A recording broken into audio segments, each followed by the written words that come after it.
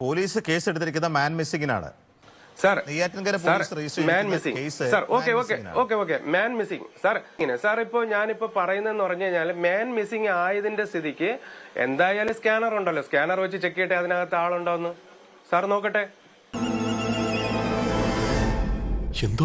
Scanner ഉണ്ടല്ലോ, scanner വെച്ച് check ചെയ്യട്ടെ അതിനകത്ത് ആളുണ്ടോന്ന്. സാർ നോക്കട്ടെ. എന്നിട്ട് അയാൾ മരിച്ചു പോയി. സ്കാനർ വെച്ച് നോക്കട്ടെ അതിനകത്ത് ആളുണ്ടോന്ന്. എന്നാലും ഒരു കുഴപ്പവുമില്ല സാർ. സ്കാനർ വെച്ച് അതിനകത്ത് ആളുണ്ടോ ഇല്ലെന്ന് അറിയാമല്ലോ. അതായത് ഒരു 11 മണിയോടുകൂടി ഡാഡിസ്വാമി സമാധിയിൽ വിലയം പ്രാപിക്കാനായിട്ട് തെക്കേപ്പറമ്പിലേക്ക് പോവുകയും സമാധിയിൽ വിലയം പ്രാപിച്ചതായി സ്ഥിരീകരിക്കുകയും ചെയ്തു. അപ്പോൾ താങ്കൾ എങ്ങനെയാണ് മരണം ഉറപ്പിച്ചത്? ഞാൻ ഇച്ചിരി കോൺക്രീറ്റ് ഇട്ടങ്ങ് ഉറപ്പിച്ചു. എന്തോ തൊലിഞ്ഞ ചോദ്യമൊക്കെ മാപ്രസ്വാമി ചോദിക്കുന്നത്. ഇതാണോ നിങ്ങൾ മാധ്യമധർമ്മം? അതല്ല, മരണം എങ്ങനെയാണ് നിങ്ങൾ സ്ഥിരീകരിച്ചത്? സ്ഥിരീകരിക്കാൻ വേണ്ടിയിട്ട് ഞാനൊരു ചുറ്റി എടുത്ത് തലയ്ക്ക് ചെറിയൊരു കൊട്ട് കൊടുത്തു. അപ്പം ഇങ്ങനെ ശബ്ദം കേട്ടു. അങ്ങനെ സ്ഥിരീകരിച്ചു. ഈ സമാധി ഇപ്പൊ എങ്ങോട്ട് ദർശനമായിട്ട് ഇരിക്കുന്നത്? ഇത് ഇരുന്നപ്പോൾ കിഴക്കോട്ട് ദർശനമായിട്ടാണ് ഇരുന്നത്. ഇനിയിപ്പോൾ അണ്ണാക്കി കോൺക്രീറ്റ് കയറിയിട്ട് വടക്കോട്ടോ തെക്കോട്ടോ വല്ല തിരിഞ്ഞോന്ന് എനിക്കറിയത്തില്ല. കോൺക്രീറ്റ് പൊട്ടിച്ച് നോക്കേണ്ടി വരും.